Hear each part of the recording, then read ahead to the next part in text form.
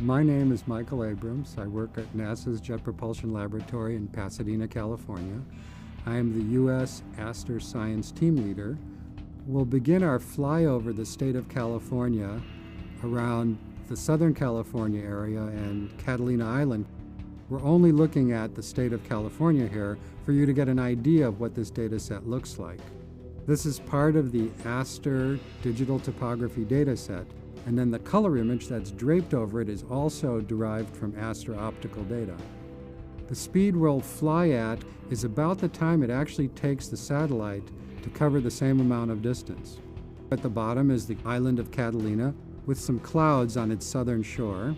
We turn over the Palos Verdes Peninsula and the LA Basin, the downtown area. We're pointing directly now at the San Gabriel Mountains and the Jet Propulsion Laboratory where I'm sitting right now. The sharp boundary between mountains and desert is the San Andreas Fault. The San Joaquin Valley, the Great Valley as it's called, occupies most of the state of California.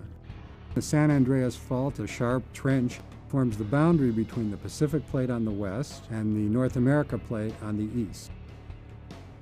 Approaching now the San Francisco Bay Area, the San Andreas Fault is sharply defined in the foreground. We can see San Andreas Lake, from which the fault was named. We're approaching the San Francisco Bay Peninsula and crossing the Golden Gate Bridge, going into Marin County now. As we proceed into Northern California, we cross in Lake Almanzor. In the far distance, the hill you see on the horizon is Mount Shasta, rising to over 14,000 feet. Most of it is above the tree line, so you don't get the green color of the vegetation. Snow covered the entire year with glaciers. Mount Shasta, one of the active volcanoes in the Cascade Range, with Shastina, the smaller volcano, on its northern flank.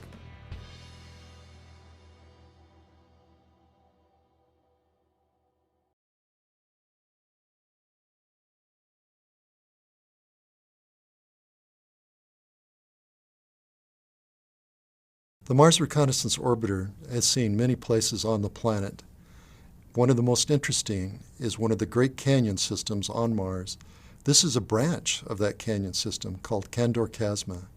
You can see the tortured ground that is there, the layers, the many buttes and mesas that poke up above this. The scale of these things is such that we're looking across a couple of miles of territory. There is no vertical exaggeration in the stereo image made by taking images at separate times on separate orbits. Some of these buttes extend up a football field in size. Fault systems that were produced by earthquakes, in this case Marsquakes, give us clues as to whether this is material that was eroded away or actually whether it was deposited and then eroded later. The stress patterns show us the canyon formed first, was filled with material, and eroded away, leaving these buttes, with the buttes being formed by more resistant rock at the top of the buttes, darker in these images.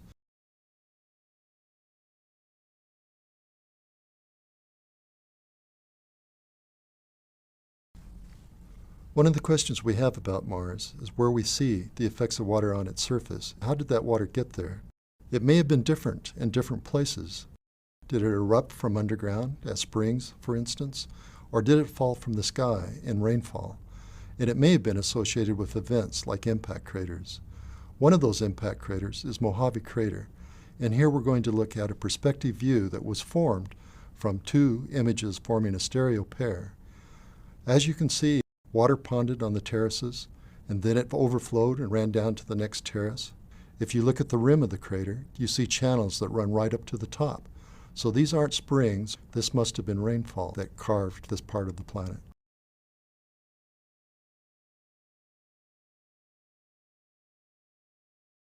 The Mars Reconnaissance Orbiter is able to look at not only the structure of the surface, its topography and shape, but also its composition. We're going to zoom into an area called Nili Fossae that is very diverse, and that's shown here in false color. What we're looking at are the mineral signatures, fingerprints that appear in reflected sunlight, although it's at wavelengths that our eyes are not sensitive to. Straight edges are the edges of the images that were taken. We don't have complete coverage. What we're most interested in here are the areas that are colored green. Those are areas in which carbonates are present. Carbonates indicate that here's an environment that could have been conducive to life, and if not life today, it could have preserved the signature of life that may have occurred in the past. That is, the organic molecules should also be preserved today if they were ever produced on its surface. This very diverse area shows a complex mineral signature and also shows that there are many different kinds of water environments on the planet. So water was not uniform in its activity. It may have persisted in some areas longer than in other areas, and its interaction with the rock has left us clues about what that ancient history was.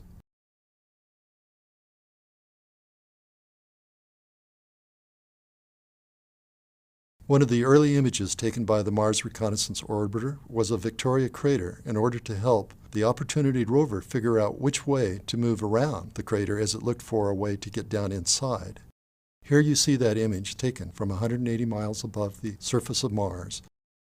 We're going to use that image to zoom in and see what it would look like from the rover's point of view if it were on the edge of the crater looking out over it, and then match that with an image that was actually taken from the rover Opportunity on the Mars surface.